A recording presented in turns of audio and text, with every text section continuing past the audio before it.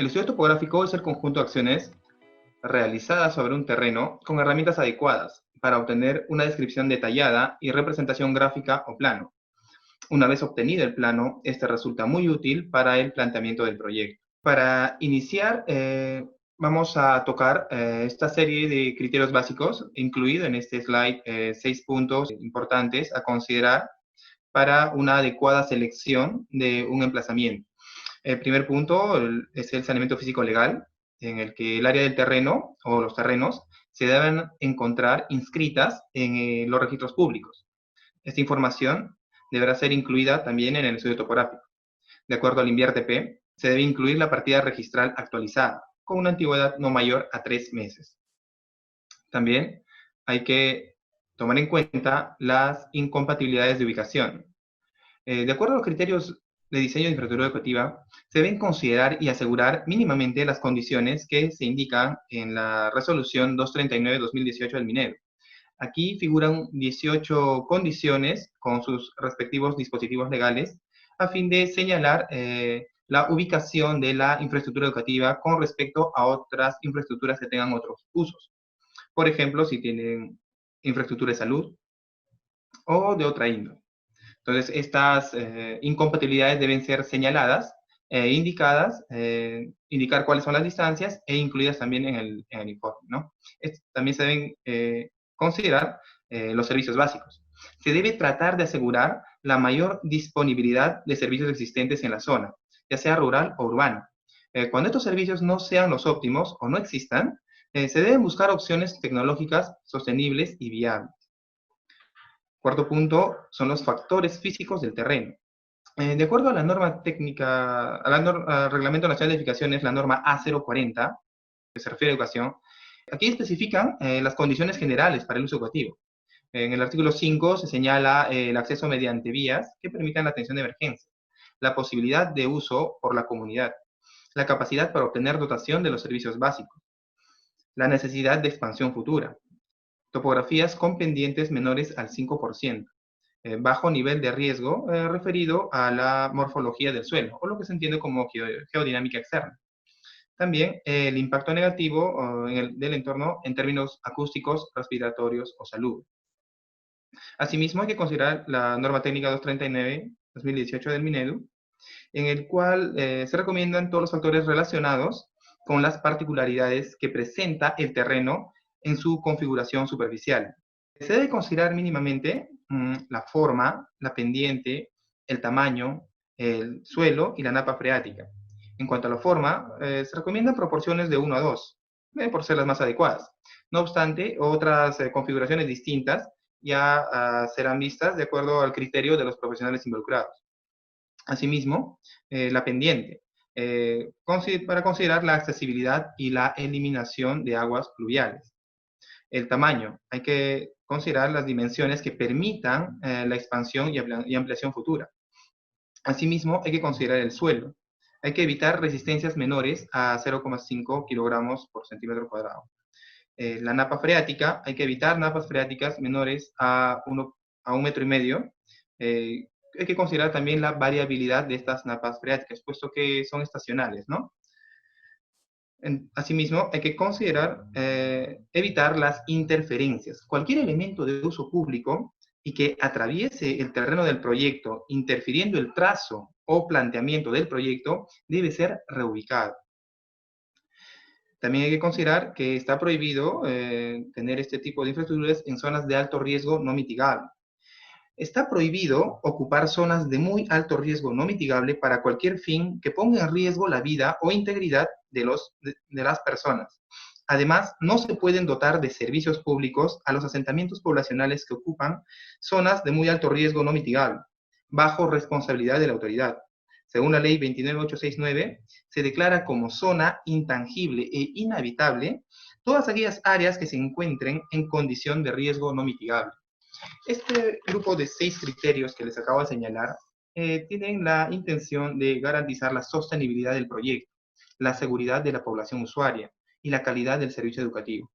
Entonces, hay que considerarlos cada vez que vayamos a establecer un emplazamiento.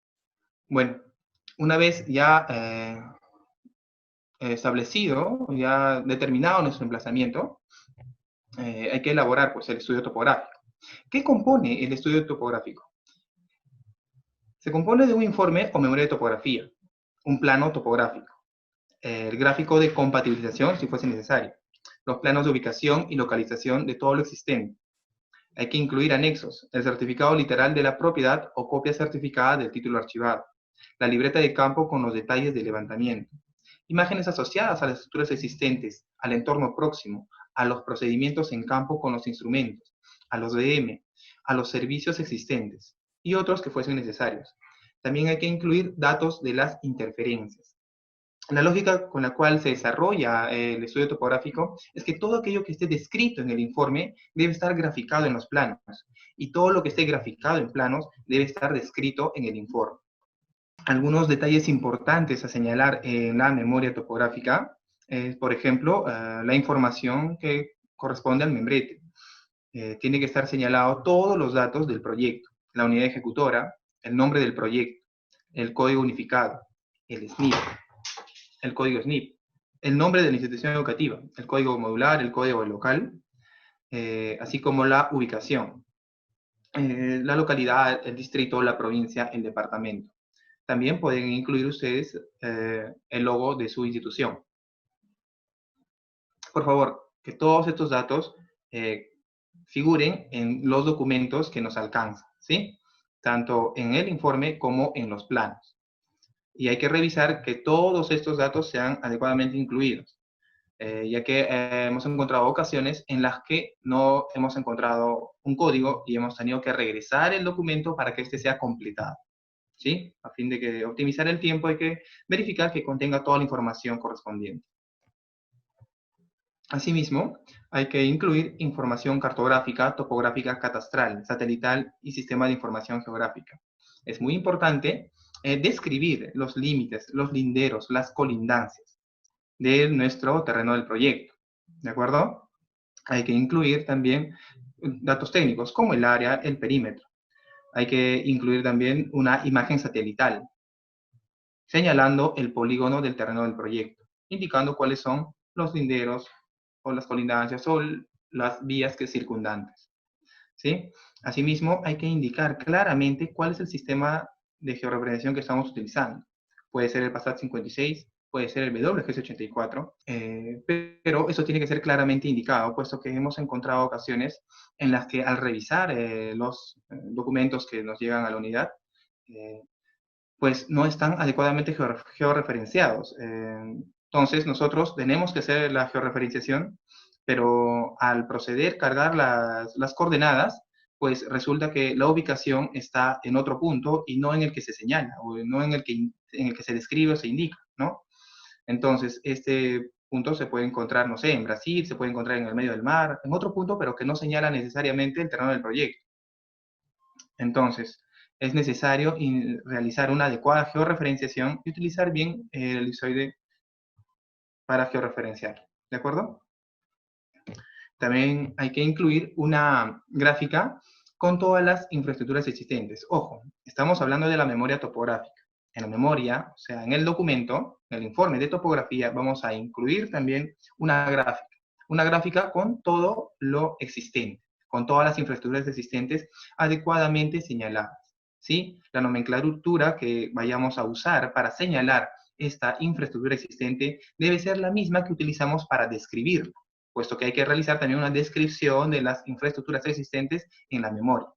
Entonces, si aquí indicamos como bloque, como pabellón, como módulo, entonces en nuestra descripción también debe tener la misma nomenclatura, pabellón, bloque o módulo, adecuadamente referenciada, obviamente, ¿sí?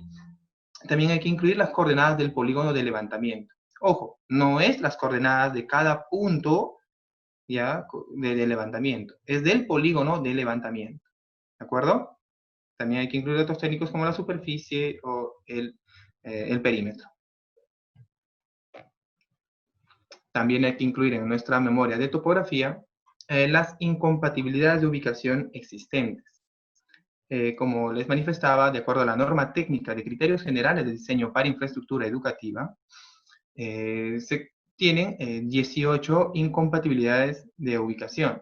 Estas referidas básicamente en relación a velatorios, en relación a establecimientos de salud, en relación de plantas envasadoras de gas, otras infraestructuras que por su característica, por su uso, no son compatibles con nuestra infraestructura educativa. En todo caso, vamos a referenciarlas, vamos a señalarlas adecuadamente, eh, anotando también las distancias. En este cuadro anotamos las distancias a las cuales se encuentran estas infraestructuras con respecto a nuestra infraestructura educativa, ¿de acuerdo? Y vemos si son compatibles o no son compatibles, ¿sí? Si no son compatibles, pues vamos a señalarlas, agregamos un cuadro adicional donde pongamos que no son compatibles y la distancia a la cual se encuentran. Recuerden que esta información nos va a servir para tomar alguna contingencia, en el sentido de que se puede plantear alguna estructura adicional o algún sistema adicional para mitigar algún efecto por la vulnerabilidad que ésta pueda generarnos. Entonces, eso va a proponerse a partir de las especialidades de arquitectura, de instalaciones eléctricas, sanitarias, de las estructuras. Entonces, hay que señalarlas adecuadamente, ¿sí? Asimismo, en el informe de topografía, hay que incluir los datos técnicos del documento de propiedad. Aquí, por ejemplo, mostramos un documento de propiedad, una partida, un certificado literal, con su partida, ¿sí? Este documento es un documento certificado. Tiene todos los sellos, tiene todos los membretes propios de los registros públicos. ¿De acuerdo? Entonces, por ejemplo, aquí está señalada la fecha de impresión, el número de página, ¿ya? Puesto que en ese documento, por ejemplo, se tienen 6 páginas. Esta es la primera página de las 6 que componen ese documento. Nosotros hay que incluir, entonces, hay que anexar todas las páginas del certificado literal. ¿De acuerdo? Entonces, asimismo, hay que copiar la descripción del inmueble, ¿sí? Entonces, hay que transcribir, ¿ya? Los detalles técnicos de nuestra infraestructura, de nuestro inmueble, de acuerdo al certificado literal. Aquí podemos apreciar, por ejemplo, los límites, los linderos, las colindancias, el propietario, en qué lugar es ubicado, si es urbano, si es rural. Todos estos datos, que son datos técnicos, deben ser incluidos al informe. ¿Por qué? Porque luego vamos a utilizarlos para realizar una comparación con respecto a lo que hemos encontrado en campo. Esta información es de acuerdo a lo que indica el certificado literal, ¿sí? Hay que tomar en cuenta este detalle. Este certificado literal ha sido impreso el año 2019. Pero, por ejemplo, este certificado literal proviene del año 1998. Eso significa que después del año 1998, hacia la fecha, pudo haberse efectuado algún acto que quizás no haya sido registrado. Entonces, si ustedes nos alcanzan este documento con una impresión anterior, entonces, desde esa fecha a la actualidad, ya pueden haber habido actos que no sean registrados. ¿Cómo garantizamos que todos los actos que se han llevado a cabo sean registrados? Es que la impresión corresponda a una fecha relativamente actual, como manifestaba, con 3 meses de antigüedad, según el INVIERTP. ¿De acuerdo? Entonces, que nuestra ficha, nuestro certificado literal, esté impreso con una vigencia no mayor a 3 meses de antigüedad. ¿Sí? Hay que procurar que sea una copia o un documento certificado, puesto que también hay ocasiones en las que nos han adjuntado copias informativas. Esta copia informativa, como bien señala en la parte baja, dice copia informativa no válida para trámites administrativos ni judiciales. ¿Qué significa esto? Si bien hay información que puede ser relevante y puede ser contrastada con información que ustedes nos alcanzan de campo, ocurre que para el trámite no va a ser útil. Entonces, con nuestro expediente vamos a realizar un trámite, ¿de acuerdo? Nuestro expediente técnico. Entonces, al ver esta copia, pues nos van a pedir cambiarlo, actualizarlo o adjuntar una copia certificada, el certificado literal, ¿de acuerdo? Hay que evitar la copia informativa y hay que adjuntar un documento certificado. Asimismo, hay que incluir el informe o la memoria topográfica los datos de la comparación del área y perímetro por la posible variación de la información, ¿sí? Este es un polígono que ha sido levantado en campo. Este es el polígono correspondiente al documento de propiedad. Como se puede apreciar, son diferentes. Entonces, lo que procede es compararlos. Hay que comparar estos dos polígonos. Hacemos una superposición de estos dos polígonos y señalamos las diferencias que existan. Esta diferencia existente hay que calcularla. ¿Cuál es el porcentaje con respecto del total? Entonces, de acuerdo a la séptima disposición de la Directiva 01/2008 de los registros públicos, hay tolerancias de naturaleza urbana y naturaleza rural, de acuerdo a dónde está ubicada nuestro terreno del proyecto. Esas tolerancias están en función al área del terreno, ¿de acuerdo? Entonces nosotros calculamos esta divergencia, ¿sí? Y cuánto es cuánto es el área, cuánto es el porcentaje que corresponde. Entonces verificamos si nos pasamos o no nos pasamos de las tolerancias, ¿no? Entonces hay que tratar de estar siempre en las tolerancias permisibles. ¿De acuerdo? Entonces, también adjuntamos en nuestra memoria de topografía nuestro polígono resultante. Esta área, que es producto de la superposición de nuestros dos polígonos, tanto del levantamiento topográfico como del documento de propiedad, ¿ya? Esta área, que es la intersección de estas dos áreas, es el polígono resultante. Este polígono resultante va a ser utilizado en la arquitectura para el planteamiento del proyecto. Todo el planteamiento arquitectónico tiene que ser desarrollado dentro de este polígono, no fuera.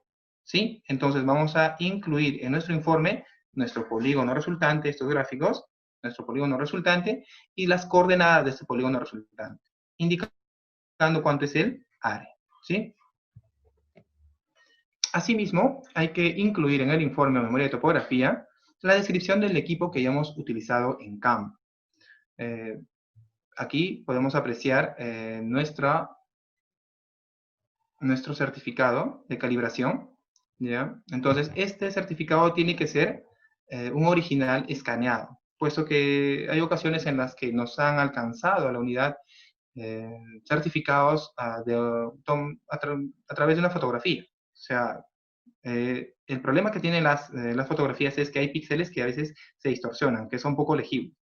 Entonces no logramos distinguir muy bien todos los datos necesarios, ¿no? Para poder comprobar que se trate del mismo equipo que se está señalando en la memoria. O sea, hay que describir el equipo en la memoria y también hay que adjuntar nuestro certificado de calibración. ¿Sí? Hay que verificar que se trate del mismo equipo. Hay ocasiones en las que hemos recibido un certificado de una marca Y y se ha descrito en el informe un equipo de la marca X. Entonces no corresponde. ¿No? Hay que tener cuidado, hay que tener pericia al adjuntar nuestros documentos. Asimismo, hay que incluir en el informe una descripción técnica de todos los servicios existentes, ¿sí? Pero que sea una descripción técnica de los servicios de agua, de luz, el desagüe, el internet, la telefonía. Aquí mostramos una descripción técnica, ¿ya? De la institución educativa 646 de Chinchero, donde indican que el suministro es a través de agua potable, ¿ya? Por una tubería de 2 pulgadas de diámetro, que ingresa por una cometida de 3/4 por la calle Los Pinos, por el lindero sur, en buen estado de funcionamiento, y el concesionario es la JAS, ¿no? La JAS Garcilaso del Centro Poblado de Chinchero. Entonces, como pueden apreciar, aquí hay características técnicas, como el tipo de servicio que tiene, ¿no? Las tuberías, diámetros de tuberías, ¿no? Las calles, por dónde están ubicados, por dónde se ingresa, en qué estado se encuentra, quién es el concesionario.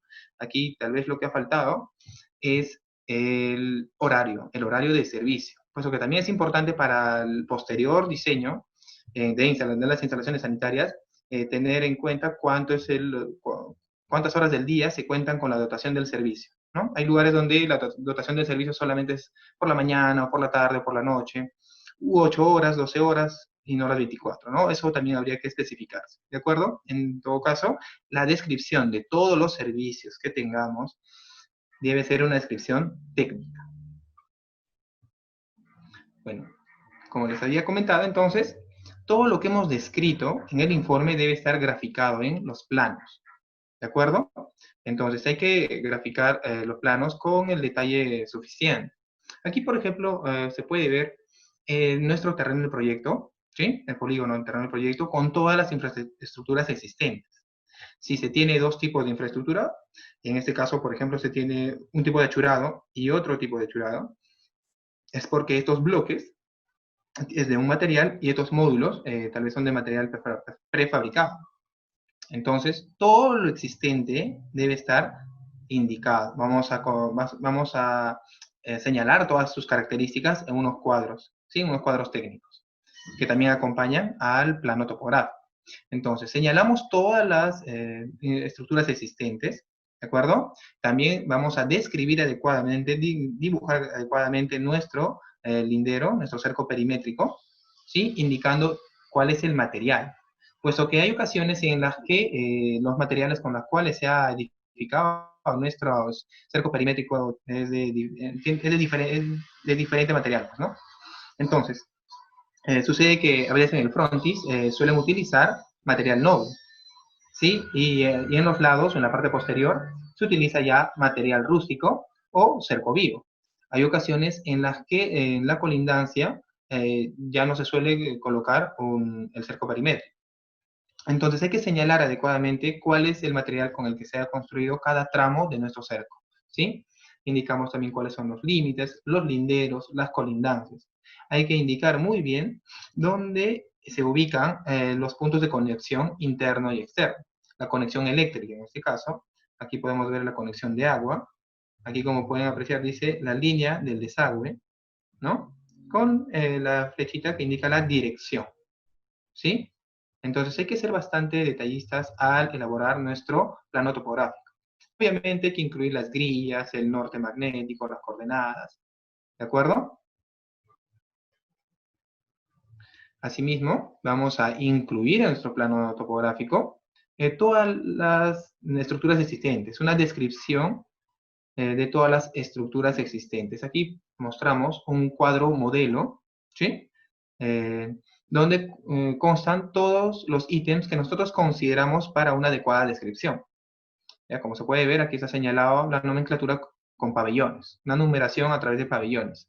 Indican la descripción, el número de pisos, los muros, las columnas, material de los techos, material de pisos, los vanos, las puertas, las ventanas, dimensiones de los vanos, el revestimiento, si tiene o no tiene un baño este pabellón, ¿sí? Si hay instalaciones eléctricas, sanitarias, en qué estado de conservación se encuentra, cuál es el área de construida y una recomendación final, si a consideración suya ha sido, perdón, si a consideración suya necesita ser demolido, quizás reemplazado, ¿no? Entonces, vamos a hacer este mismo ejercicio para cada uno de nuestros ambientes existentes. Si tenemos también losas deportivas, pues hay que incluir la losa deportiva. Si tenemos un tanque elevado, si hay muros de contención, toda aquella infraestructura existente dentro del área del proyecto debe ser adecuadamente descrita. ¿De acuerdo? Asimismo, hay que incluir cuadros con un pequeño resumen de la memoria descriptiva del terreno del proyecto, los accesos, los límites, los linderos, cuáles son nuestros puntos de cota conocida, los benchmark, ya indicando sus coordenadas, ¿no? Mínimo, por favor, dos coordenadas, dos BM, ¿sí? Asimismo, hay que indicar también los datos técnicos del terreno del proyecto, el área, el perímetro, área construida, el área libre. Y también hay que indicar una leyenda con toda la simbología que hayamos utilizado para realizar la descripción adecuada en el plano, ¿sí? Hay que incluir todos estos datos. Asimismo, hay que incluir cortes transversales y longitudinales. Al menos dos cortes en cada sentido, ¿de acuerdo? Vamos a agregar cortes adicionales siempre que tengamos más infraestructuras existentes, ¿de acuerdo? Incluimos también un corte adicional si es que tenemos un terreno con una pendiente fuerte. Incluimos cortes adicionales si es que nuestro cerco perimétrico se encuentra sobre una topografía muy escarpada, ¿de acuerdo? Entonces, cada vez que el terreno represente una complicación adicional, hay que presentar más detalle, hay que ser más detallistas. ¿sí? Entonces, adicionamos cortes a nuestro plano topográfico. En todos estos cortes deben figurar las estructuras existentes, ¿de acuerdo? Hay que procurar también que en el levantamiento se haya realizado una longitud adicional más allá de los límites del terreno del proyecto, ¿sí? Esta podría ser de 40 o 50 metros, pero en la medida de lo posible, al menos tendría que cubrir las áreas colindantes si son vías, por ejemplo, ¿no? Entonces tendría que cubrir la totalidad de la vía, ¿sí? Procuren que sea 40 o 50 metros. Ocurre que también estos planos topográficos van a ser muy útiles en el desarrollo del estudio de evaluación de riesgo, ¿de acuerdo?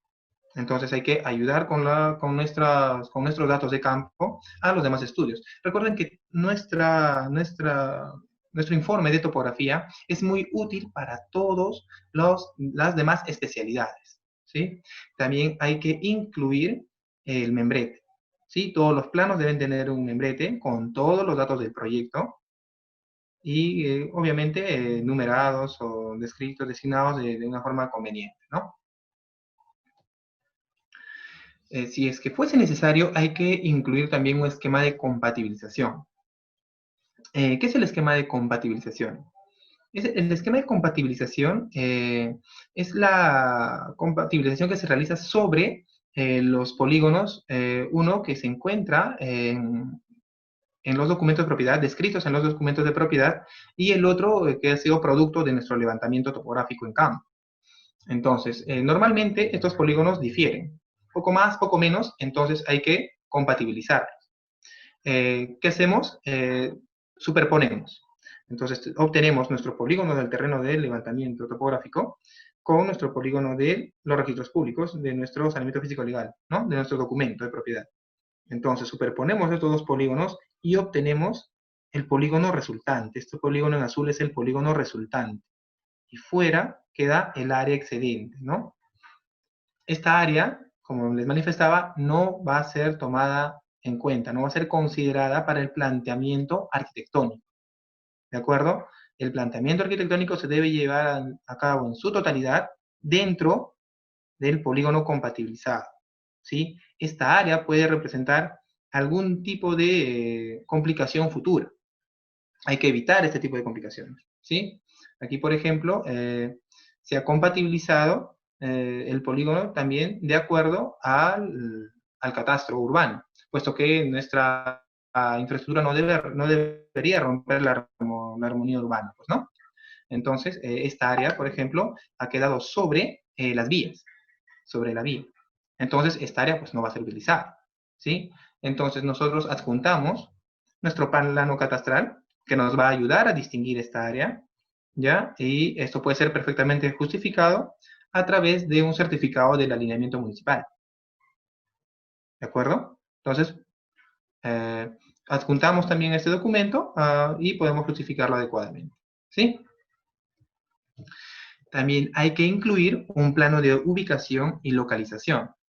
Este formato que ustedes ven en pantalla es el formato con el cual también trabaja el Ministerio de Vivienda, Construcción y Saneamiento.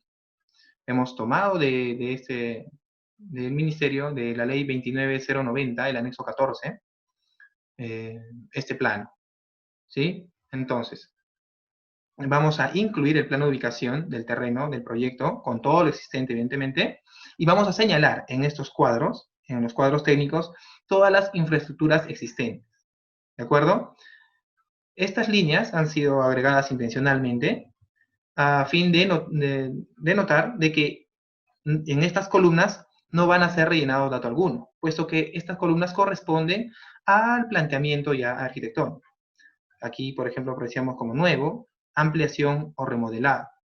Estos cuadros serán rellenados ya en el proceso de planteamiento o diseño arquitectónico. ¿De acuerdo? Nosotros, para topografía, ubicación de topografía, ¿ya? Para el estudio topográfico, solo vamos a incluir la información de lo existente. ¿De acuerdo? Obviamente, aquí en la parte inferior, lo que simboliza como área techada, área total del terreno, área libre del terreno, siempre va a existir pues, estos datos, ¿no? Asimismo, vamos a agregar una sección por cada vía existente. En este ejemplo tenemos 3 vías que circundan el terreno del proyecto, ¿no es cierto? Entonces, aquí vamos a agregar, pues, 3 secciones de vías, indicando los detalles pertinentes. Por ejemplo, cuál es el material del arrasante, si tiene veredas, si tiene cunetas, si hay postes, si hay jardines, cuáles son los límites con respecto a las propiedades, ¿de acuerdo? Entonces, dibujamos la sección de vía con el detalle suficiente e indicamos a qué vía corresponde, pues, ¿no?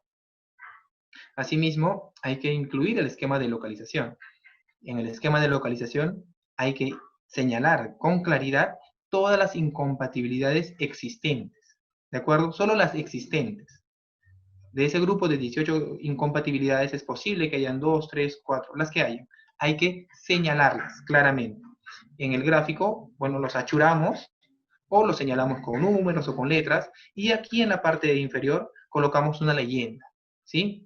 De acuerdo a la nomenclatura que hayamos utilizado o la forma que hayamos señalado, ¿no? ¿Sí? Asimismo, hay que incluir también los datos de nuestro proyecto en el membrete. Todos los datos, por favor, que existan, hay que rellenarlos, ¿de acuerdo? Hay que incluir, obviamente, el código unificado, el SNIP, el proyecto, el código de local, el modular, el nombre de la institución educativa. Todos los datos que existan deben ser llenados, ¿sí?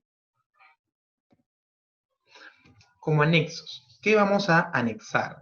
El principal o bueno, como anexo inicial en todo caso, es el título archivado o plano registral. El título archivado es el conjunto de documentos que dieron mérito a la extensión de un asiento de inscripción, así como las solicitudes de inscripción con las respectivas esquelas de observación y tachas, los cuales forman parte del archivo registral y son ordenados por orden cronológico de presentación y se empastan formándose legajos. ¿Qué significa esto? Que es la historia cronológica del terreno del proyecto, ¿sí? Desde cómo ha nacido este terreno del proyecto, si viene por parte de una donación, de una compra-venta, de una sesión, de una sesión de uso, de una afectación en uso, ¿ya? Entonces, todos estos datos que son complementarios a nuestro certificado literal están incluidos en el título archivado. Inclusive, el plano registral debería estar incluido también en el título archivado. Hay ocasiones en las que no, ¿de acuerdo? Es por eso que aquí los estamos señalando de forma individual, ¿sí? En este caso, en este ejemplo, este título archivado, perdón, este plano registral se encontró en el título archivado. Como pueden ver aquí, en el sello dice copia certificada del título archivado. Siempre nuestros documentos tienen que ser certificados, ¿de acuerdo? Corresponden sus sellos, sus firmas, ¿sí? Esto nos brinda, como les decía, información adicional, que a fin de corroborar toda la información que estamos incluyendo en nuestros informes, en nuestros planos, para tener toda la seguridad sobre la tenencia del terreno del proyecto. Asimismo, hay que incluir la libreta del trabajo topográfico en campo. En este ejemplo podemos apreciar aquí en el proyecto Mejoramiento de los Servicios de Educación Primaria en la localidad de Huancapampa, en Chuquis, 2 de Mayo, en Huánuco. Se han utilizado 888 puntos. No tendría mayor relevancia incluir estos 888 puntos pues, en nuestro informe de topografía, pero sí como un anexo.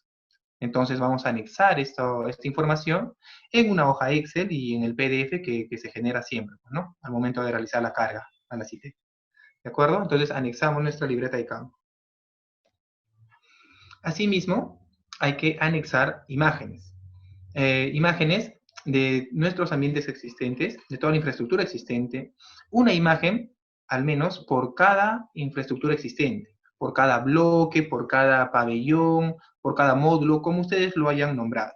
¿De acuerdo? Entonces agregamos una imagen por cada uno de nuestras infraestructuras existentes, ¿sí? Vamos a rotularlas de forma conveniente, ¿de acuerdo? Asimismo, una imagen del cerco perimétrico, de la parte externa, así como de la parte interna, ¿de acuerdo? También vamos a incluir 2, 3 imágenes del proceso de levantamiento en campo, donde se pueda apreciar nuestros equipos, ¿sí? Los equipos que hemos utilizado en campo, ¿de acuerdo?